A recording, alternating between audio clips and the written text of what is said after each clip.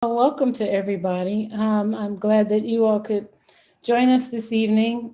We thought it important to close out the month of November with, which is known as Black Catholic History Month or Black Catholic Heritage Month.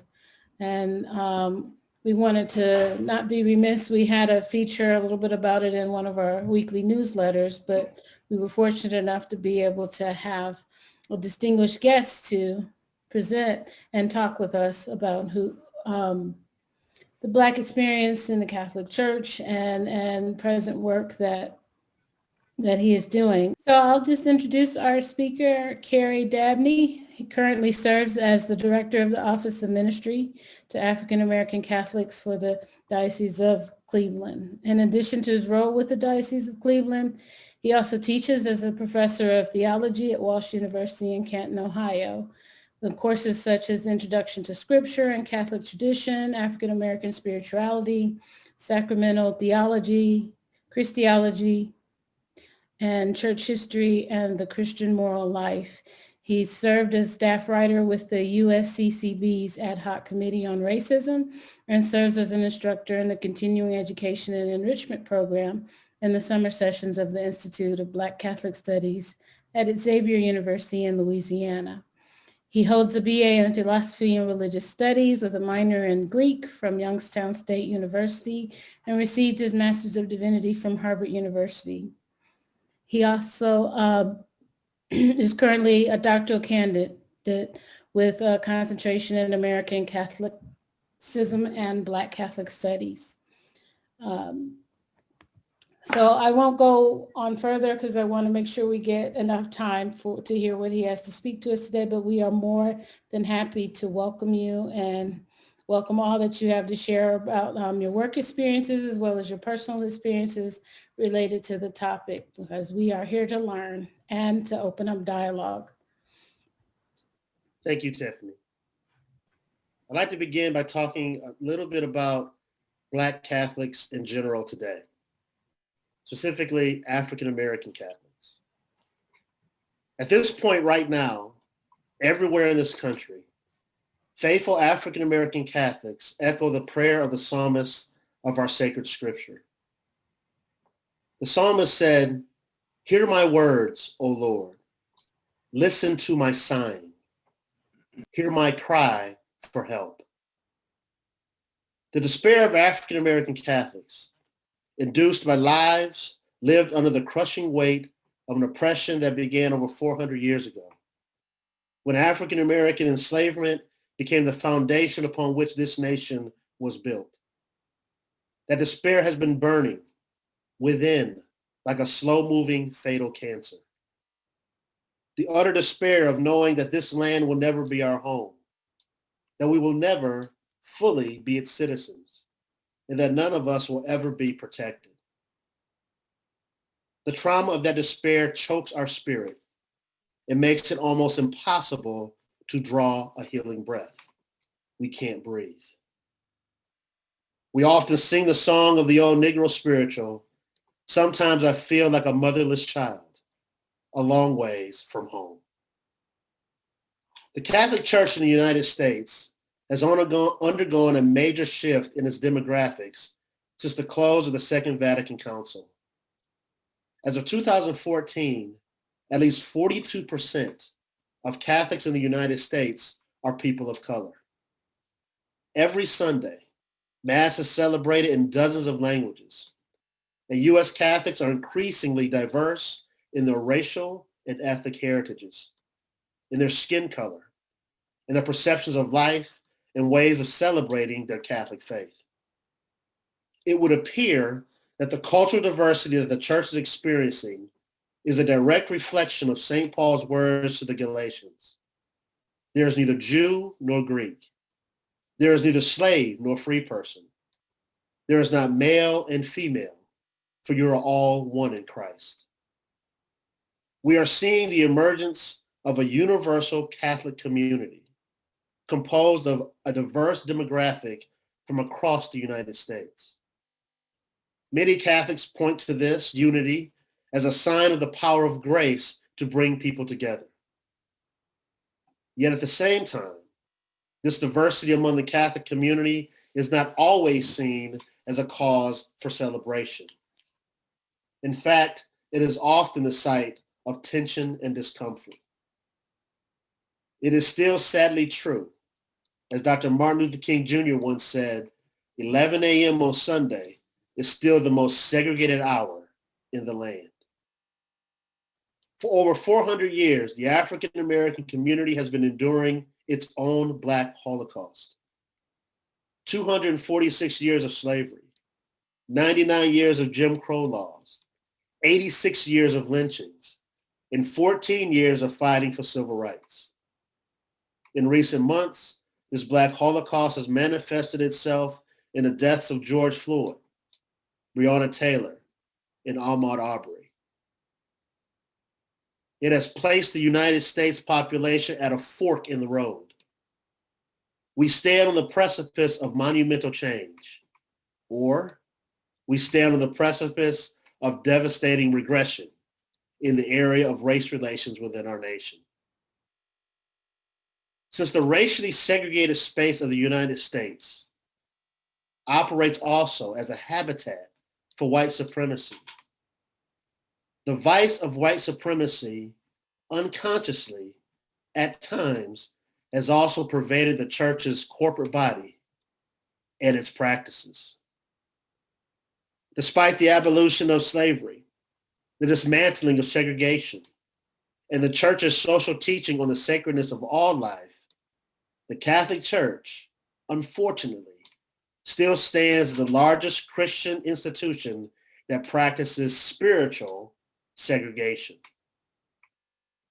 In the United States, where the history of many Black Catholics predates that of white and ethnic white Catholics by over 3 centuries, the vast majority of Catholic institutions, religious orders of men and women, and seminaries still systematically exclude African American Catholics from not only its membership, but even among its leaders.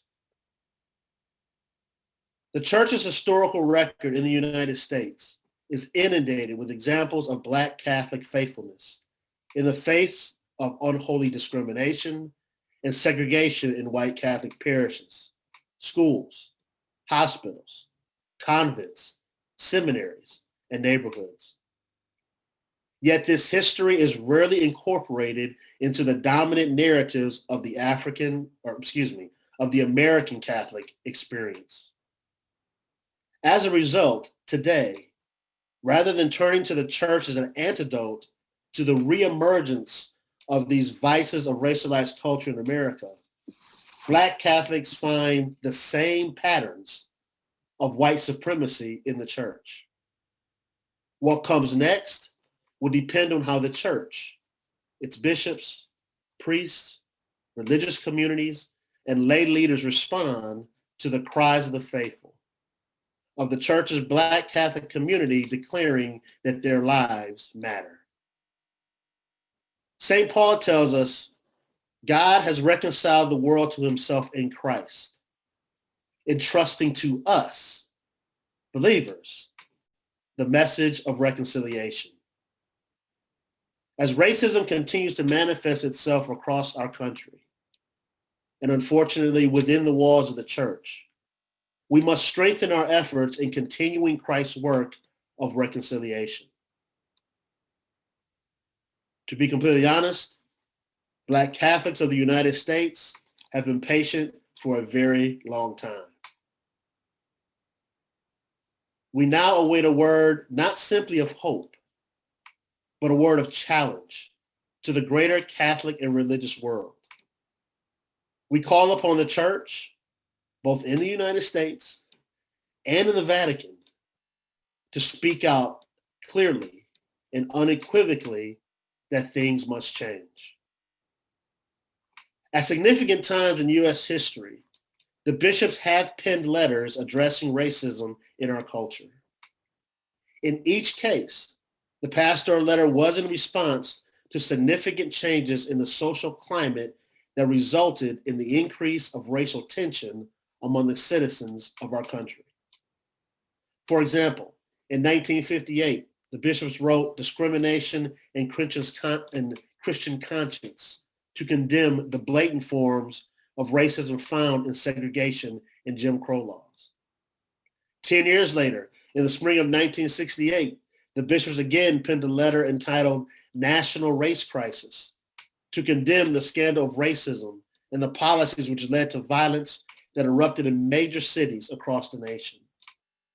Then again in 1979, the bishops wrote Brothers and Sisters to Us, a pastoral letter addressing how racism was still affecting so many, highlighting the structural and institutional forms of racism evident in the economic imbalances found in our society. With each letter, the bishops demonstrated that they were aware and conscious on some level of the ever-changing temperature of the nation regarding race. In the fall of 2018, the U.S. bishops wrote their most recent pastoral letter, Open Wide Our Hearts, the Enduring Call to Love.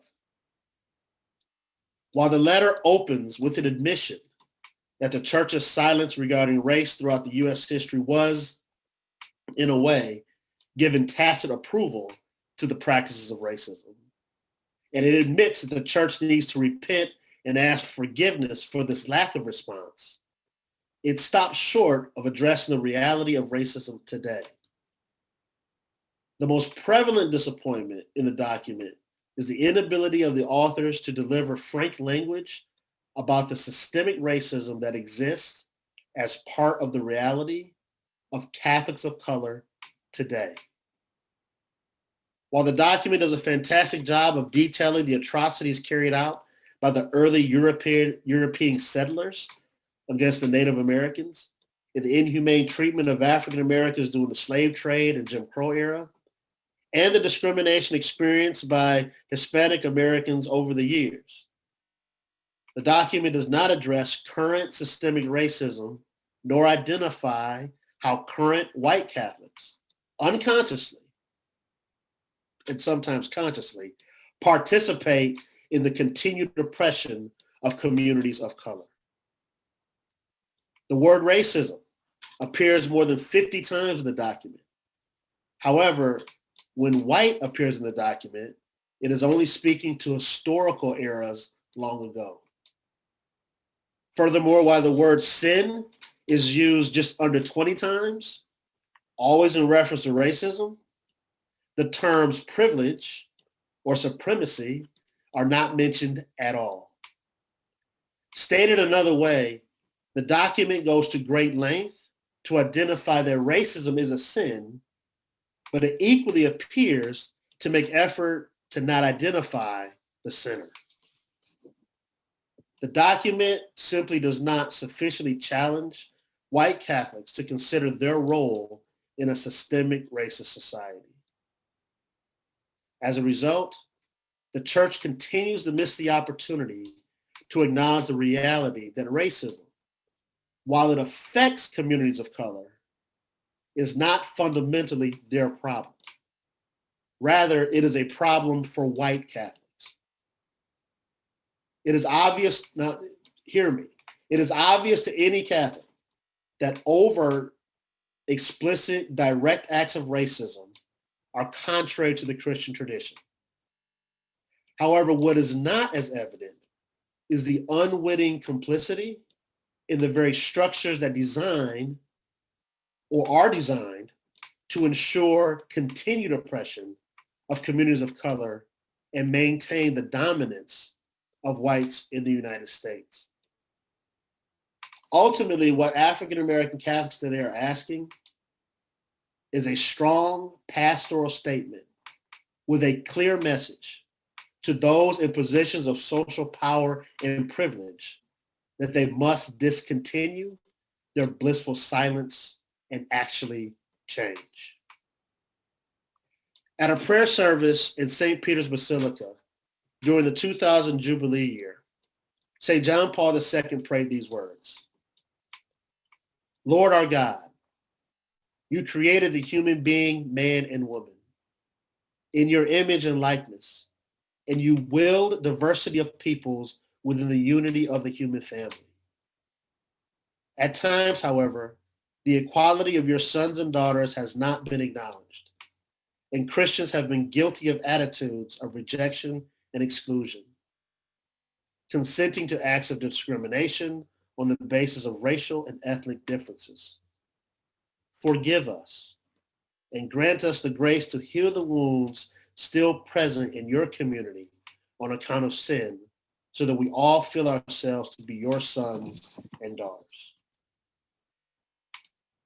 For Catholics in the United States, this confession of sin needs to be more specific and concrete.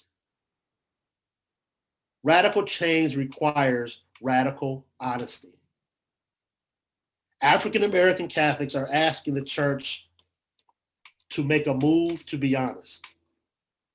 And that honesty is that, quite frankly, the church's lack of passion regarding the plight of the African American people is part of the problem. As a result of the past indifference the church has shown for the obstacles that the African American community has faced, African American persons today are literally dying. African American Catholics, in asking for this radical honesty, this means an honest acknowledgement of these sins of the past and the allowance of the development of structures that no longer privilege some over others. If we have this radical honesty, what happens automatically is then a deep sense of compassion. The Holy Gospels relate how Jesus was frequently moved with compassion by the anguish and the misery he encountered. The Lord's compassion is the motive for many of his miracles. Jesus raised the only son of a widow out of compassion, not only for her human grief, but also for the severe social vulnerability and economic vulnerability she would experience at the death of her son. Compassion is a motive for moving beyond social boundaries decreed by culture and custom. This level of compassion arises not through an avoidance of suffering, but from deeply entering into it. Without the stirring of compassion, without a deeply felt response to the agony of racial injustice experienced by African American Catholics, and quite frankly, all communities of color, the church will not be moved to implement concrete practices to reverse the injustice and repair the social divisions. We ask for compassion. We ask for the church to will justice. The life of the church is sustained by the Holy Spirit of God. But the experience in the encounter with the church is made by members of the church. The experience of the church in our encounter with the faithful is the outcome of our choices and decisions. This means that we have the power to change these experiences. There is nothing necessary or fated about racial hierarchies or privilege. These are all the results of human agency. In a message addressed to his dear brothers and sisters in the United States, Pope Francis asserted, "We cannot tolerate or turn a blind eye to racism and exclusion in any form, and yet claim to defend the sacredness of every human life." The church in the U.S. has turned a blind eye for a number of centuries. At the same time, what human persons break, divide, and separate, the church can, with the help of God, Father, Son, and Holy Spirit, heal, unite, and restore.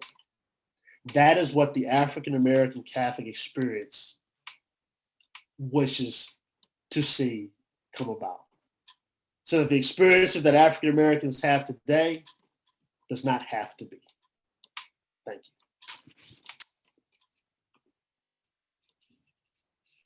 you.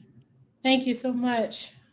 Those are powerful words. And so I really appreciate a lot of the points. They resonate with a lot of discussions we have continually, and we've been having more and more of since I've been here now a year. And I'm sure there are other discussions that predate me. So I really value the perspective that you're bringing to us this evening. I'll start out just, again, I encourage anyone, if you have a question and you want to either indicate that you have a question, or you can type your question in to the chat box. That's fine. If you indicate you have a question, we can call on you if you want to ask it directly. But I'll start off with turning it over to my colleague, Ed, who wanted to start us off with some questions. Sure. Cary, thank you so much. Like Tiffany said, we have been having these conversations ourselves on campus about our need as a Catholic institution to acknowledge our complicity in maintaining oppressive structures and white privilege.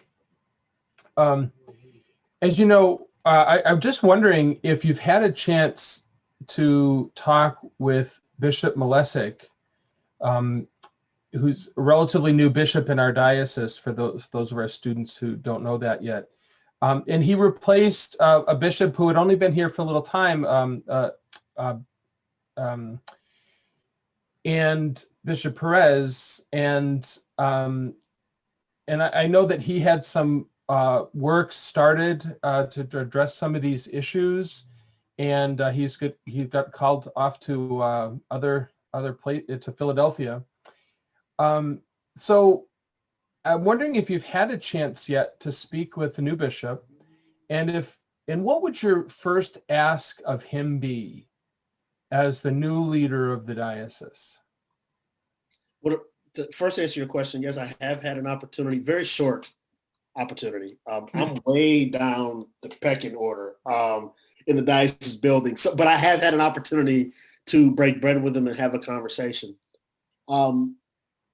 And the first thing I'll say is this: Bishop Malesic and Bishop Perez are two completely different personalities, and they come from a different formation, right? I mean, Bishop Perez, he himself was Hispanic. So the lens through which he would see these type of conversations are obviously going to be different than Bishop Malesic. But at the same time, I will, as to give you an example, immediately the African American Catholic community have written numerous letters to the new bishop expressing their concerns about some of the social issues that have been occurring. And the bishop has immediately responded. Now, when I say immediately response, obviously he's not automatically picked up and implemented anything because he just got here, right? But to me, the fact that he immediately responded to the community, let the community know that he's aware of their concerns, and that at a time when myself, because of my role with the diocese, is able to arrange it, he wants to be with the community and kind of have that town hall meeting with the community. Now, obviously, it's a little difficult right now because of the COVID situation that we're in, but the point is, I am very comforted by his immediate response. That's number one. Number two, he has not been an obstacle or told us to stop any of the projects that we had started with Bishop Perez. So for example, right there, John Carroll, we had a all-day conference on the Open Wide Our Hearts document. At the conclusion of that, we took an evaluation, and we had a listening session, and we had all these ideas that came from the people about what they wanted to see happen next. And one of the things they wanted was a committee, a task force put together in the diocese to address the issues that are related to racism. And then Bishop Perez left. And I'll be honest, there was a lot of us, I was like, well, what's going to happen with this, with this whole project now? Well, in the bishop's absence, we went ahead and put together the task force, hoping to roll it out to the new bishop and have the bishop's support, and we do.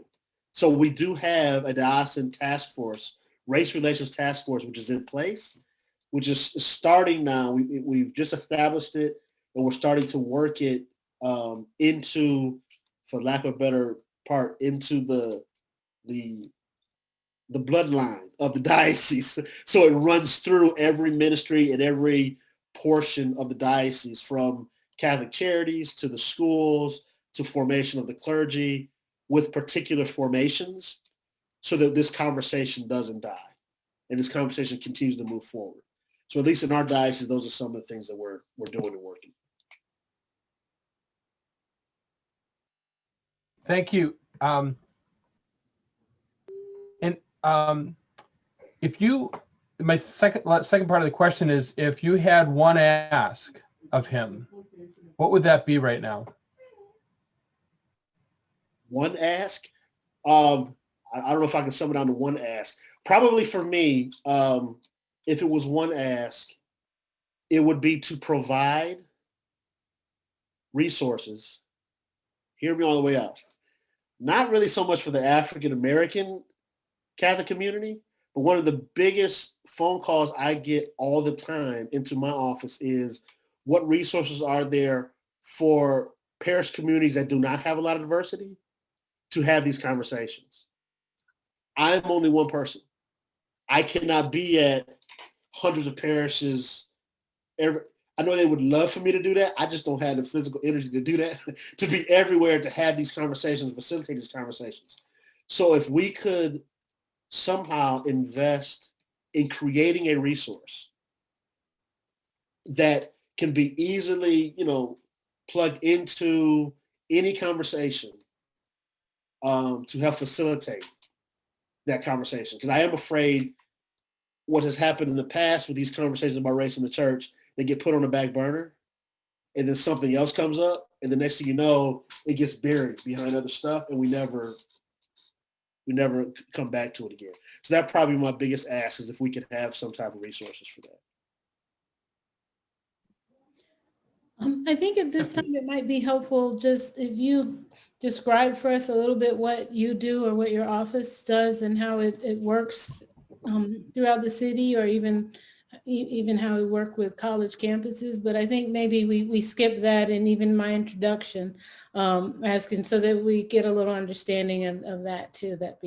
Before I ask anybody else to chime in. Yeah, my office, first of all, understand that there are only 33% of the dioceses in this country have offices that are committed to either Black Catholics or Black Catholics more inclusive, including all Catholic, Black Catholics, or African American Catholics. So it's not in every diocese. And because it's not in every diocese, every office is a little bit different upon what the responsibilities are for that diocese. In the Diocese of Cleveland, my responsibility, I kind of put it in three buckets. My primary responsibility is to be the liaison between the African American Catholic community and the institution that is the church.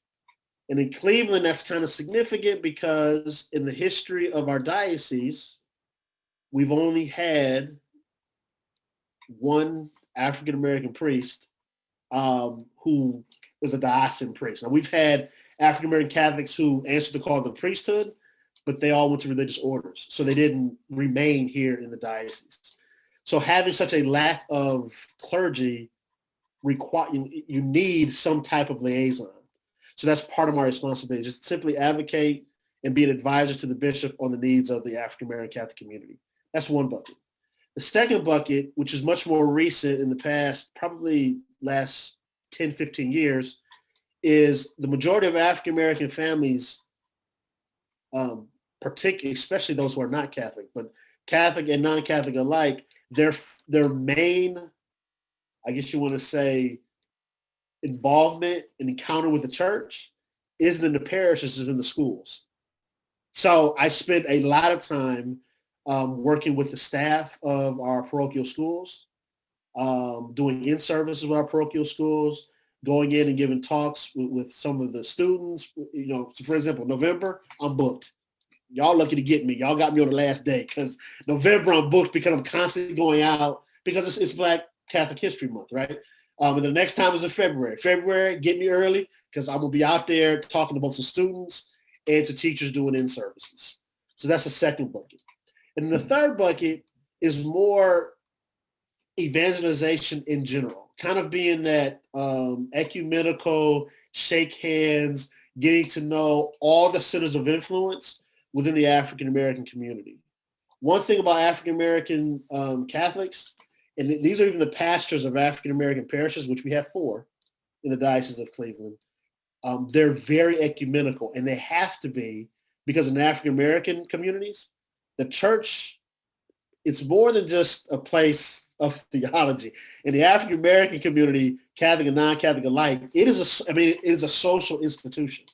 Because at one point in our history, that's the only place Blacks could meet and gather without the threat of it being, completely interrupted by white communities.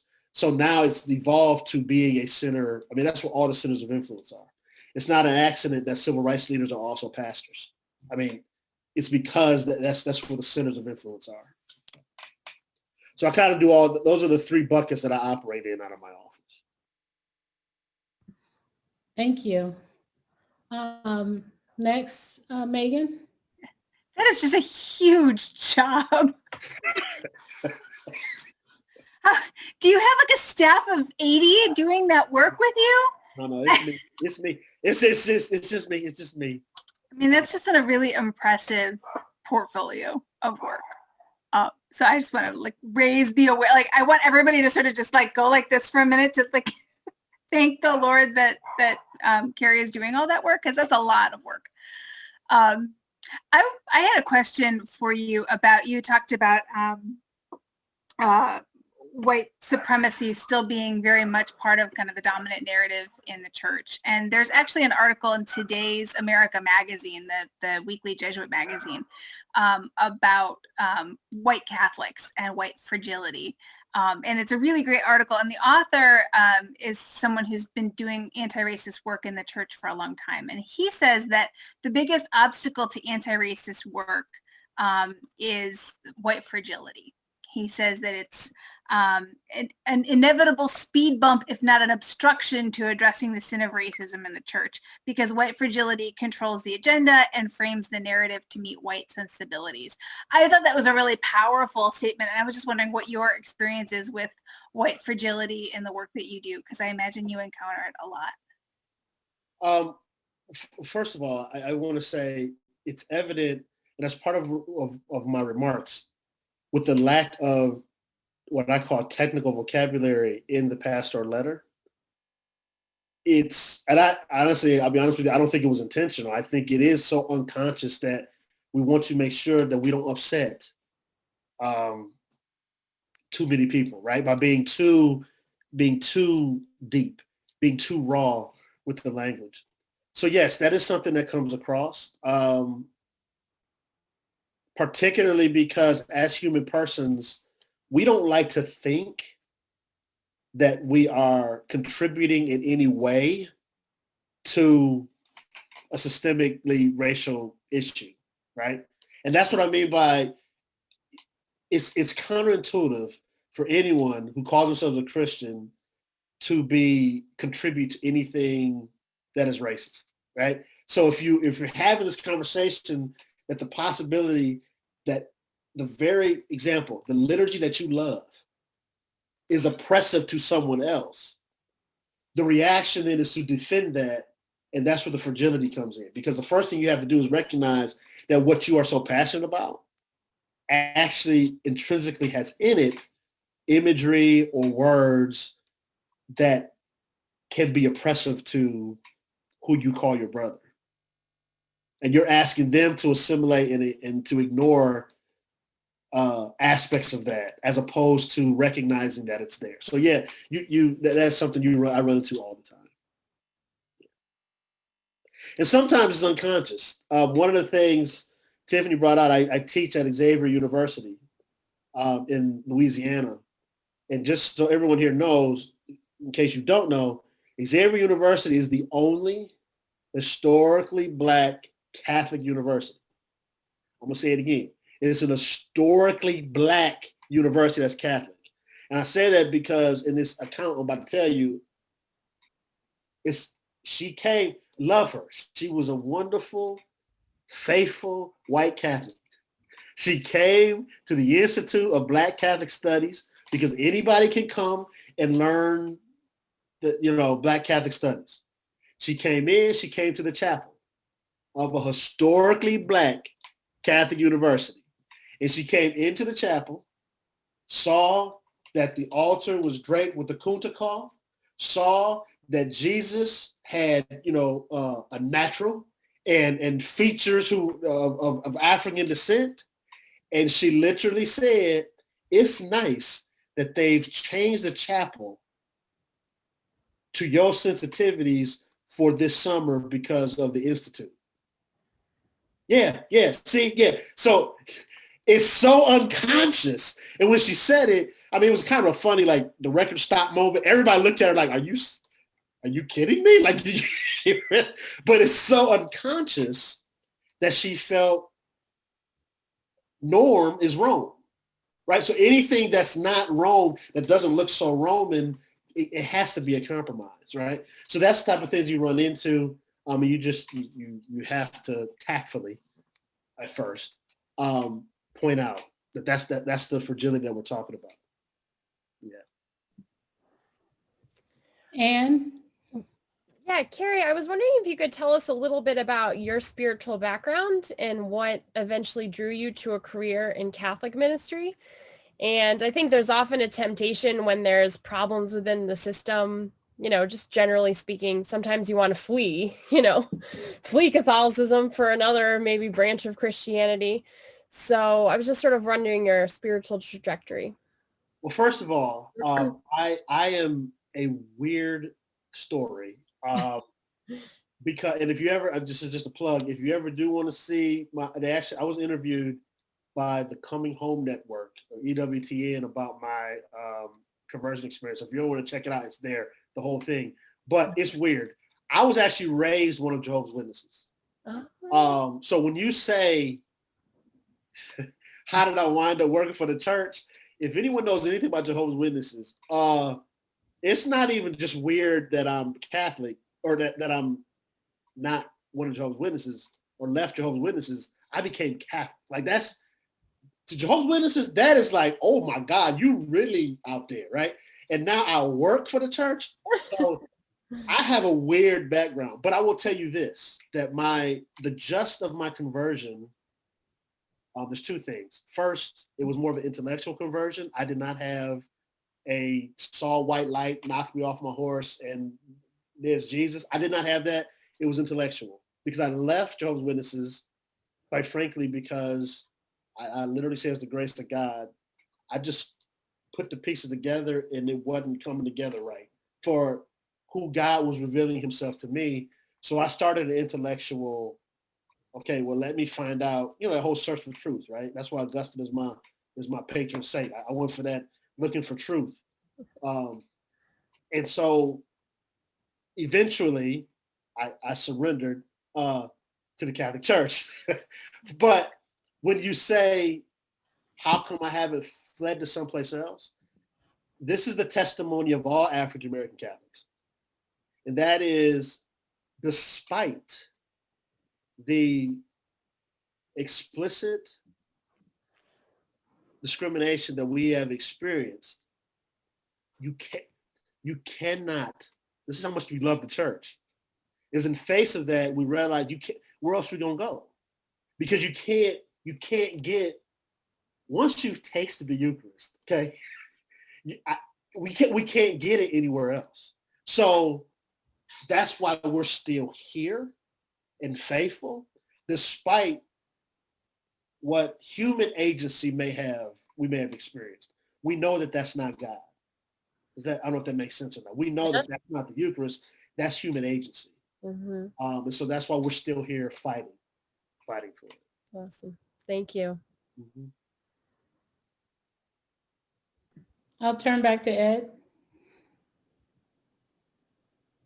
Sure. Well, I was going to ask you about the work, if you could give us an update on the Diocesan Relations Committee, but it seems like it's a pretty new group.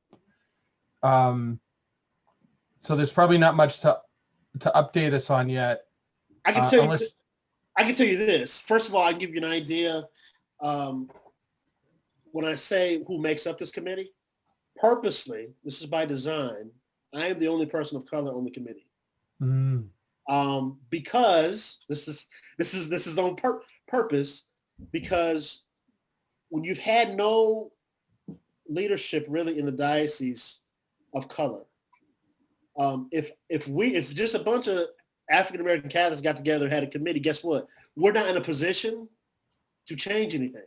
Like, we can't implement any change because we all just sit in the pews, right?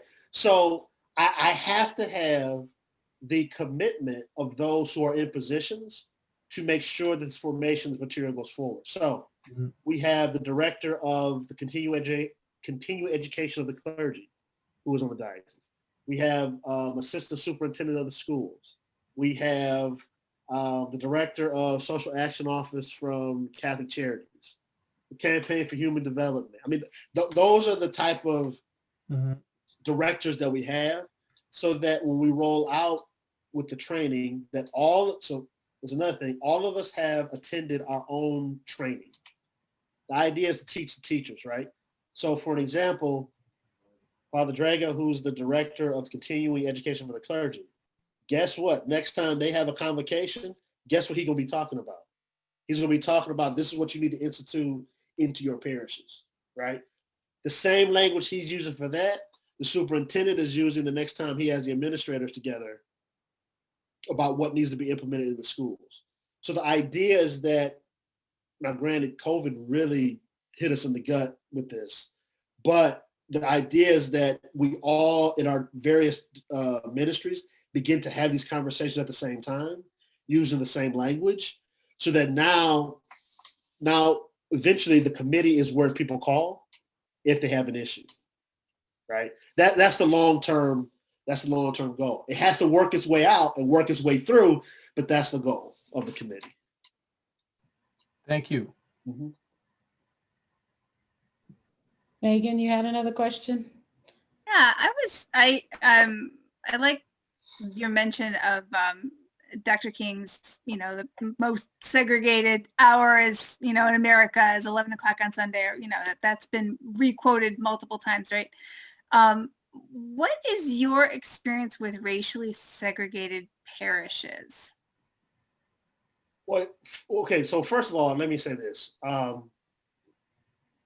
A lot of times, when we say segregated, the reason why is because in America, the reason why I hesitate is I've been to outside of America, and we don't have this issue in the universal church when you go to other areas. But here in America, I think it's because we're such a melting pot.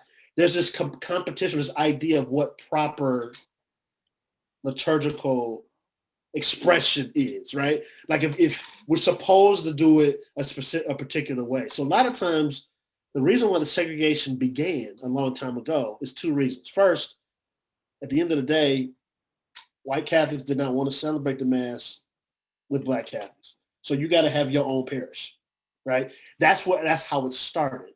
So you got to have your own parish over there, and then we'll have our Mass right here. And once you separate it, well, then guess what's going to happen? We're going to have our expression of our liturgical expression is going to come from our heritage. No different than no one is asking the Irish Catholics to do anything different in their Mass, right? No one is going in and saying, you shouldn't be doing it this way, right? So we're doing the same thing. It's just dramatically different. So I think that's where the segregation has started. And when I say segregation of parishes, it's not just the parishes.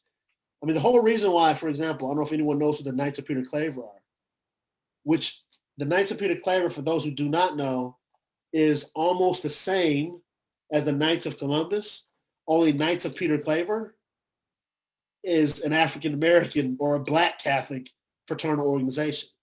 The only reason why it even exists is because guess why? Knights of Columbus didn't want Blacks in the Knights of Columbus, so they started their own. You see what I'm saying? So a lot of the segregation is because of our history, but now we have to get out of that. And I'm calling this on both sides. We have to get out of the habit of saying, well, I'm going to go to my church and you go to your church. We need to encounter each other. I'm not one to necessarily say you need to force communities together, because what ends up happening is someone ends up assimilating.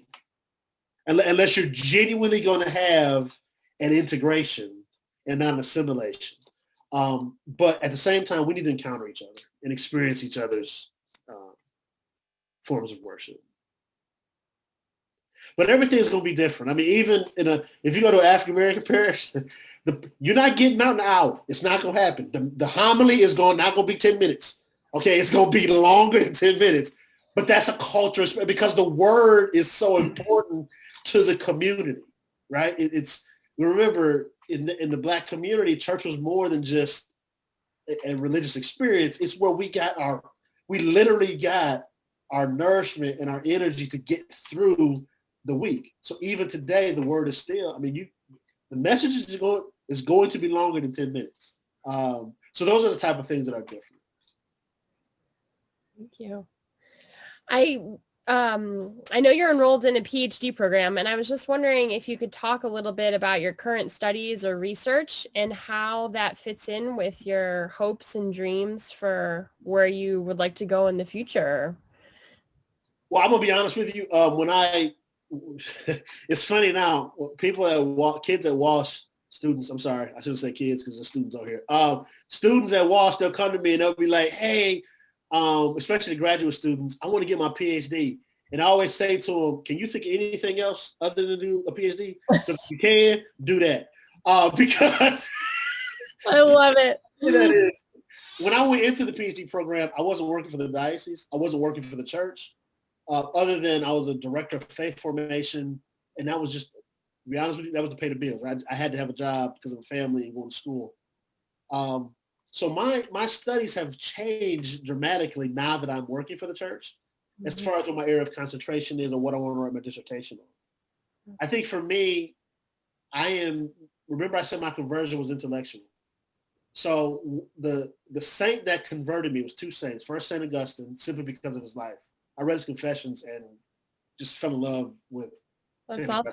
My son's name is Augustine. Then I found out he was from Africa. I was like, hey, I can do this, right?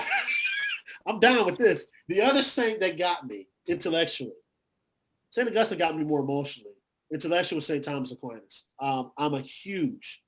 Ironically, I am a huge fan of St. Thomas Aquinas. And I say ironically because, which is the point of my dissertation, is that my research is I'm trying to enculturate St. Thomas Aquinas into the African-American experience of being Catholic, with a heavy weight on the idea of natural law, because so many of our African-American icons who were not Catholic, but icons in this country, they made an appeal. That was their major appeal, both against slavery, for people like Frederick Douglass, and against segregation with Dr. Martin Luther King Jr., was this idea there's a higher law. Even though these things may be legal, they're unlawful, right? Dr. King made a direct quotation of St. Thomas Aquinas when he was talking. So my research is to enculturate that idea of natural law into make it more apparent in this language of the dignity of all life. Awesome. That's why, frankly, to be honest with you, I think that way too much our talk, the pro-life talk, is really anti-abortion talk. Totally. As opposed to a genuine, consistent ethic of life from womb to tomb. So that's what I would like to contribute. Awesome. Academy. look forward to reading it. Thank you. And my son's name's Augustine, so Oh, I'm with that's you. what I'm talking about. My oldest son's name's Austin. He was named after. That's awesome. Yeah. So we have a hand from Selena. Selena? Yeah, hi. I just wanted to ask a quick question, like after listening to everything you were saying, just kind of reflecting on it all as a student. I wanted to ask, what would you recommend, like as a student, I can do to kind of like help unite the members of the church instead of keep them segregated like they are? Like, I'm a freshman right now at John Carroll, and I was just wondering, like, what's within my power to advocate for this? Believe it or not, it's not as complex as I think a lot of times we make it out to be. The first thing, this is for anyone, when you hear the jokes, when you hear the comments being said, you're either going to sit there and let it continue to generate and happen, or you're going to act against it, right? One thing I say to students now is the idea of being able to stand there and say, well, I'm not racist, that cannot happen anymore.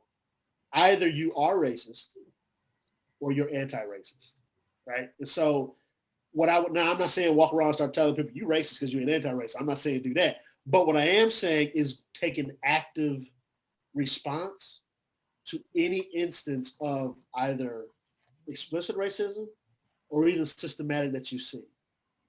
It could be something as simple as if you're sitting in a class and you're taking a church history class and there's nothing on the syllabus at all about Black Catholic history or popular piety from the Hispanic experience, and you're supposed to have a class on say something.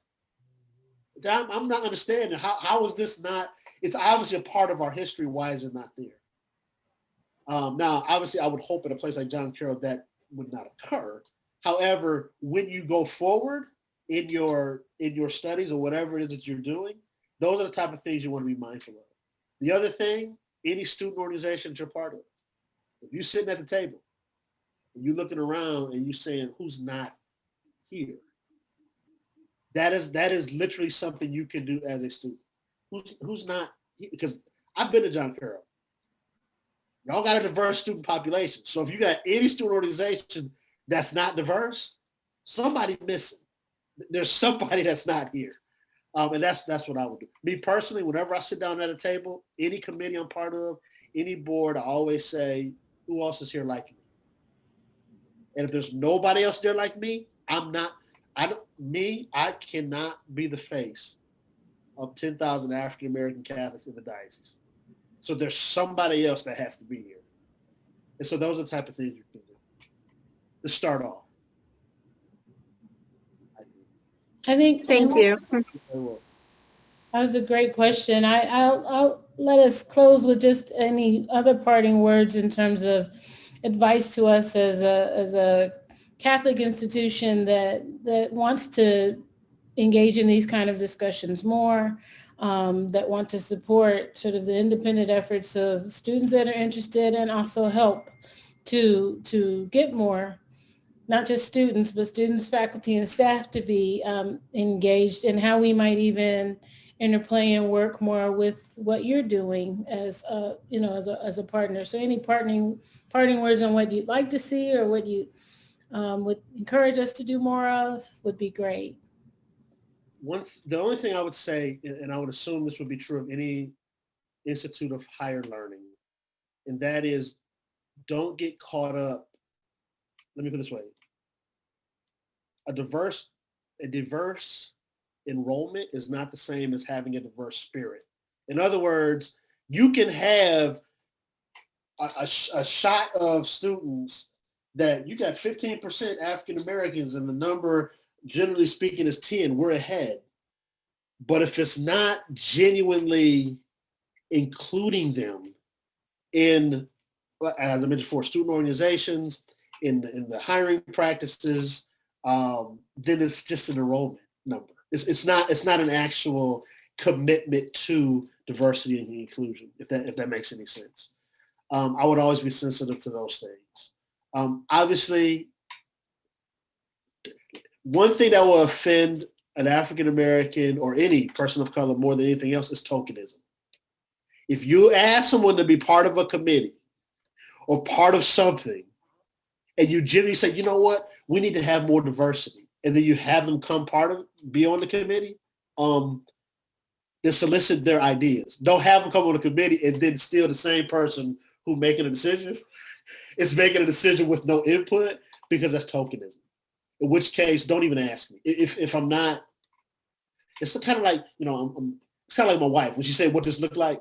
And does she really want me to tell her? Because if I say, you know, that's horrible, they didn't change, then she's gonna be mad, right? So if you really don't want me to know, if you really don't want my opinion, don't ask me, right? It's the same thing with tokenism. That just make sure that's not happening. I mean, those are the things I always say to any institution of learning. Well, thank you all for joining us, and thank you so much, Cary, for your words. They were encouraging, and it's good to know that advocates are out there doing a lot of the same work that we are doing, or those of us that are represented here for John Carroll are doing, and we have interested students that are engaged in these issues. So we look forward to even more conversations. But thank you so much for what you brought to light for us this evening. No problem. No problem at all.